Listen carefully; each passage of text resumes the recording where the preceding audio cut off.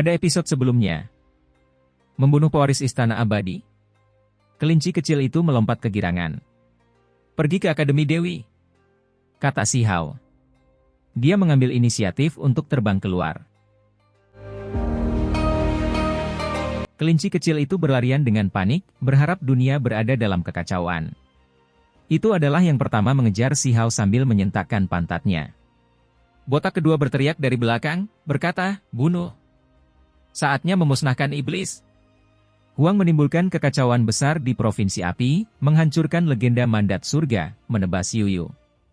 Ini menimbulkan gelombang besar.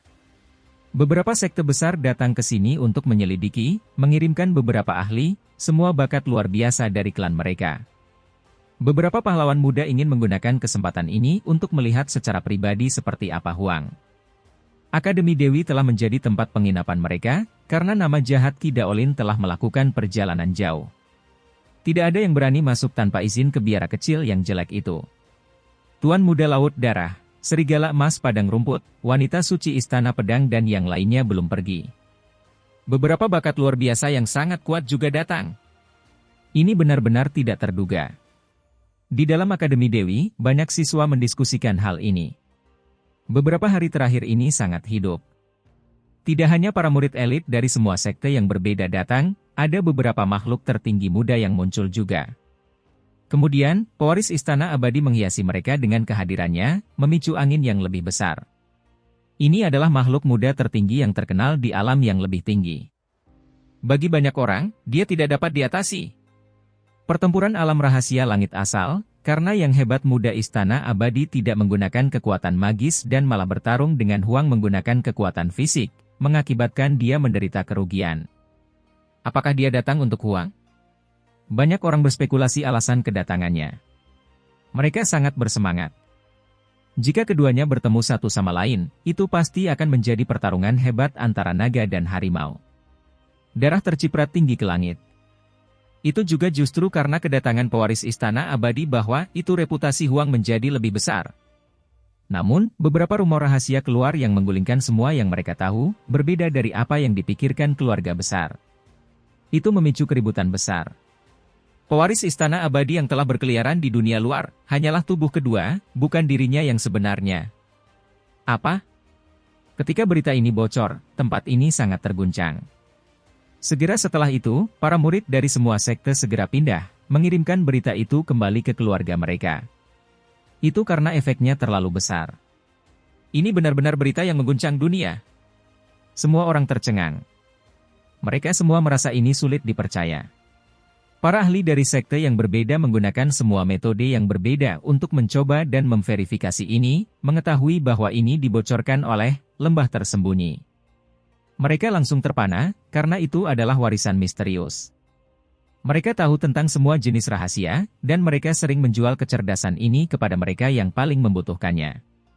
Informasi orang dalam warisan ini bocor, jika seseorang mendasarkannya dari apa yang telah mereka ungkapkan di masa lalu, memiliki sekitar 80% kemungkinan menjadi benar.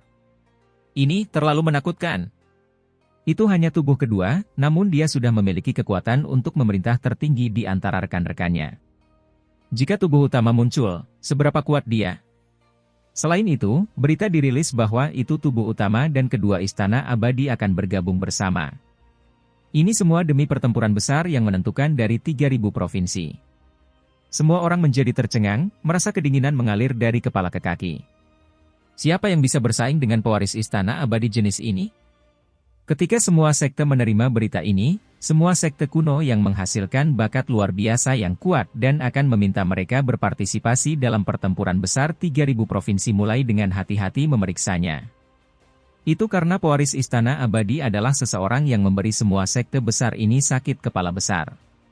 Kenapa dia datang ke sini? Apakah itu untuk membunuh Huang? Tubuh keduanya menderita kerugian besar.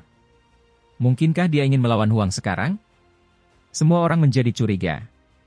Ada banyak mata yang berkumpul di area ini, dan semuanya memperhatikan dengan seksama. Mereka semua ingin tahu apakah pewaris istana abadi benar-benar akan bentrok dengan Huang, menghasilkan percikan api yang paling cemerlang. Selain itu, beberapa orang tahu tentang sejarah ritus Dao makhluk tertinggi. Mereka berdiri melawan istana abadi sejak zaman kuno, tidak mampu mentolerir keberadaan yang lain di dunia ini. Pertempuran besar tak terhindarkan di antara mereka. Huang, pahlawan ilahi yang bangkit dengan kekuatan besar. Namun, pewaris istana abadi tampaknya lebih menakutkan. Pertempuran sebelumnya hanya dengan tubuh kedua. Jika keduanya bergabung, betapa menakutkannya itu? Segera setelah itu, semua orang merasa ada sesuatu yang tidak beres. Kunjungan pewaris istana abadi ke Akademi Dewi kali ini sepertinya tidak terkait dengan riak yang telah diaduk. Banyak orang mengernyitkan kening saat dia pindah bersama dengan wanita suci dari sekte Mending Surgawi, melakukan beberapa kunjungan kepada King Yi. Sebenarnya, ada perselisihan sengit yang terjadi karena mereka ingin membawanya pergi. Jika bukan karena Feng Wu bergegas dan para tetua akademi muncul, hasilnya akan terlalu mengerikan untuk direnungkan. Terlalu jauh, benar-benar licik melawan kecantikan peringkat akademiku. Saya mendukung Huang dalam mengalahkan pewaris istana abadi. Awalnya saya berpikir bahwa Huang telah bertindak terlalu riang baru-baru ini, tetapi sekarang, saya juga mendukungnya. Lebih baik jika dia mengusir pewaris istana abadi. Di akademi, banyak siswa tidak puas, merasa seperti pewaris istana abadi bertindak terlalu kuat, benar-benar menghadapi King Yi untuk dengan tidak hormat membawa kecantikan peringkat ini pergi. Dia tidak bisa menerima ini. Di kedalaman akademi, bumi Dao yang menguntungkan. Puncak gunung itu indah, dan air terjun perak mengalir turun dari mereka. Pohon-pohon pinus berdesir, dan awan memiliki warna cahaya warna-warni. Di bawah gunung, danau itu berkilau seperti batu permata. Ini adalah tempat kultivasi Uchen dan beberapa siswi lainnya. Hari ini, kedamaian terganggu, dan sejumlah besar orang bergegas, berhenti dan mengamati apa yang terjadi. Namun, mereka hanya bisa tinggal di kejauhan dan tidak mendekati pemandangan yang sebenarnya. Di depan gunung, seluruh tubuh pewaris istana abadi terbungkus kabut dan simbol misterius, kuat dan tak terduga, sulit dilihat dengan jelas. Hanya saja, fluktuasi yang dia lepaskan membuat orang lain gemetar.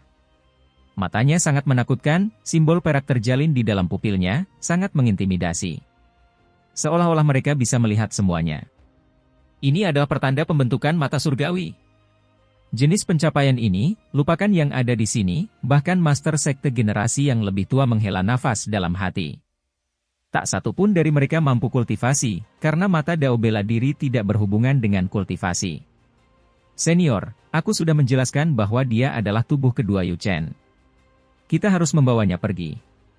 Pewaris istana abadi berkata, suaranya tenang.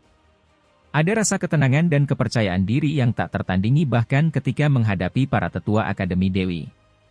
Kembalilah, kita berdua awalnya satu. Kami ditakdirkan untuk bersatu kembali. Wanita suci sekte Mending Surgawi berbicara, suaranya sama menyenangkannya dengan suara alam. Pakaian putihnya seperti dunia lain, rambut hitamnya yang indah berkibar dan matanya yang besar cerdas. Hidungnya yang halus tinggi, bibir merahnya lembab. Dia tampak seperti reinkarnasi perikuil bulan, sangat murni dan menyendiri. Saya King Yi, orang yang mandiri. Aku tidak akan pergi bersama kalian semua, kata King Yi. Matanya jernih, damai dan tanpa fluktuasi saat dia melihat keduanya. Jika dia mengungkapkan penampilan aslinya, dia akan benar-benar sama dengan wanita di sisi lain. Masih ada seorang tetua di sampingnya, seorang ahli dari Akademi Dewi. Pada saat ini, orang ini mengerutkan kening, berpikir keras. King Yi sekarang adalah murid akademiku. Kami tidak dapat memverifikasi apakah yang Anda katakan itu benar, jadi Anda tidak dapat membawanya pergi. Penatua mengangkat kepalanya dan berkata, Feng Wu juga ada di sini, gaun kuningnya berkibar. Auranya sangat kuat, dan area di antara alisnya bersinar. Aku hanya tahu bahwa dia adalah King Yi, dan dia tidak ingin pergi bersamamu semua. Ini sudah cukup. Silakan pergi. Kenyataannya adalah dia adalah tubuh kedua Yu Chen. Tidak peduli apa, kita harus membawanya pergi. Pewaris istana abadi berkata, nadanya dingin. Alasan mengapa dia melakukan ini adalah karena dia tidak ingin tubuh kedua membelot, mengungkap metode rahasia membagi diri, serta kelemahannya. Itu tidak menguntungkan baginya. Metode kuno ini pasti tidak bisa menyebar ke seluruh dunia. Ada poin lain, dan itulah alasan utamanya. Dia ingin menyaksikan proses penggabungan tubuh Yu Chen lagi sehingga dia bisa mendapatkan sedikit pengalaman, menjadi lebih kuat. Yang muda, ini Akademi Dewiku, bukan Istana Perunggu. Seorang penatua berbicara dengan nada tenang. Namun, tekanan yang tidak perlu dipertanyakan lagi mulai menyebar keluar. Itu karena Qing Yi adalah murid akademi. Jika tingkat yang lebih tinggi bahkan tidak bisa melindungi murid yang luar biasa, bagaimana mereka bisa menyebut diri mereka sekte besar yang mulia yang telah menjulang sejak zaman kuno, yang mengabaikan 3.000 provinsi? Senior, dia adalah aku adalah dia. Saya hanya meminta untuk benar-benar menjadi satu sekarang. Apakah diri Anda yang terhormat tega menghentikan ini? Tubuh utama Yu Chen berbicara, suaranya tenang dan ekspresinya tulus. Karena kamu adalah aku dan aku adalah kamu, mengapa aku menentangnya? Yang kuat mempersulit yang lemah. Anda adalah diri Anda sendiri. Saya Qing Yi. Di sisi ini, Qing Yi diam dan tenang, penampilannya seperti dunia lain. Jejak berwarna hijau bersinar di antara alisnya, membuatnya tampak lebih luar biasa. Kami berdua hanya memiliki beberapa retakan kecil. Ketika kita bergabung, semuanya akan berlalu. Kata tubuh utama Yu Chen. Senior, kita benar-benar harus membawa wanita ini pergi. Namun, mengingat perasaan Akademi Dewi, kami akan menawarkan kompensasi. Kata pewaris Istana Abadi. Penatua menggelengkan kepalanya dan berkata, selama Qing Yi tidak mau, di akademi saya, adalah tugas kami untuk melindungi murid-murid kami. Kami tidak akan membiarkan orang luar mengganggunya. Pewaris Istana Abadi cukup menentukan, berbalik untuk pergi. Saya akan kembali. Nada suaranya sangat dingin. Bahkan ketika menghadapi seorang ahli senior yang dekat dengan alam dewa surgawi, dia masih penuh percaya diri, menghadapinya dengan tenang. Jelas bahwa itu dia tidak akan membiarkan masalah ini pergi. Dia pasti akan mengundang para tetua dari alam kultivasi yang sesuai untuk menuntut penjelasan. Di kejauhan, banyak orang memperhatikan ini dengan cermat. Meskipun mereka tidak dapat mendengar apa yang dikatakan orang-orang ini, mereka masih menerima berita bahwa mereka ingin membawa Qing Yi pergi. Hak apa yang dia miliki untuk bertindak begitu mendominasi? Istana Abadi benar-benar sesuatu. Bukankah dia bahkan dibunuh sekali oleh Huang? Benar. Ketika Aula Agung berada pada puncaknya yang paling mulia, bukankah kalian semua menghindari pancarannya? Sekarang kalian semua berpura-pura menjadi penguasa dunia. Kamu pikir kamu siapa? Banyak orang tidak puas dengan keras mendiskusikan masalah ini. Tentu saja, ada beberapa kultivator di luar yang saat ini menginap di Akademi Dewi yang sebagian pewaris Istana Abadi. Tidak peduli apa, aku akan membawa pergi Qing Yi. Ketika pewaris Istana Abadi pergi, dia mengatakan ini dengan dingin. Banyak orang mendengar kata-kata ini, langsung membuat beberapa orang di akademi marah. Tempat ini menjadi berisik, mendidih dengan suara-suara. Tentu saja, ada beberapa kultivator dari sekte besar lainnya yang berdiri di sisinya, semuanya mengangguk kagum terhadap kekuatannya, tidak takut apapun di jalannya. Kenyataannya, pewaris Istana Abadi sebenarnya merasa sangat cemas, merasa sulit untuk mengendalikan suasana hatinya. Itu karena dia adalah tubuh kedua, dan segera setelah itu, dia harus bergabung dengan tubuh utama. Itu membuatnya sedikit gugup.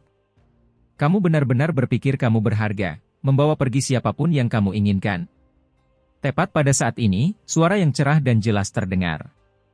Seorang pemuda turun dari langit, sepasang sayap petir di belakangnya. Dia cepat sampai ekstrim. Huang!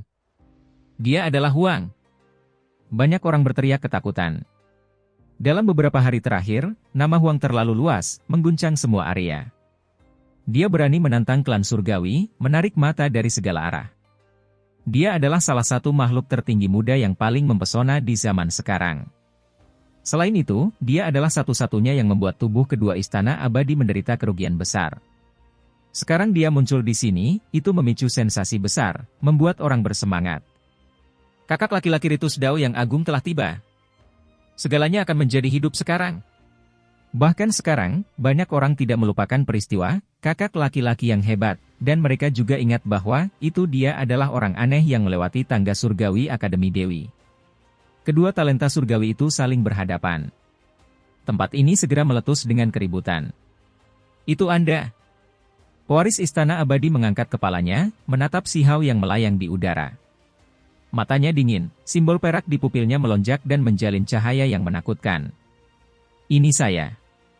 Bahkan seseorang sepertimu berani bertindak begitu mendominasi di sini, berbicara omong kosong tentang membawa King Yi pergi.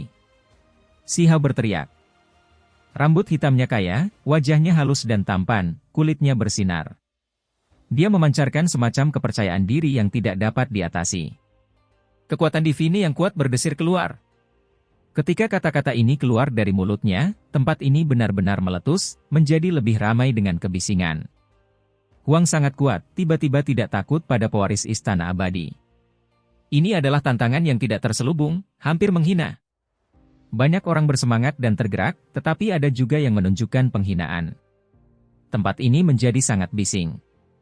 Jenis kebesaran ini secara alami menghasilkan keributan. Semua orang di akademi terkejut, dan orang-orang yang tinggal di akademi ini untuk sementara juga terkejut, dengan cepat bergegas. Pewaris istana abadi menjawab dengan suara dingin, mengatakan, Anda datang pada waktu yang tepat.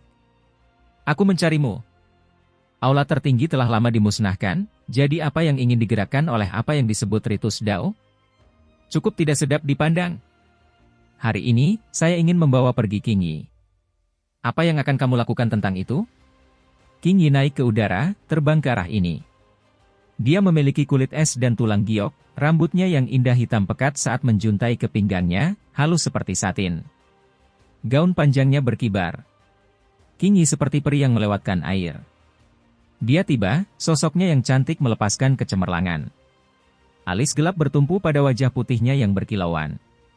Matanya cerdas, gayanya tak tertandingi.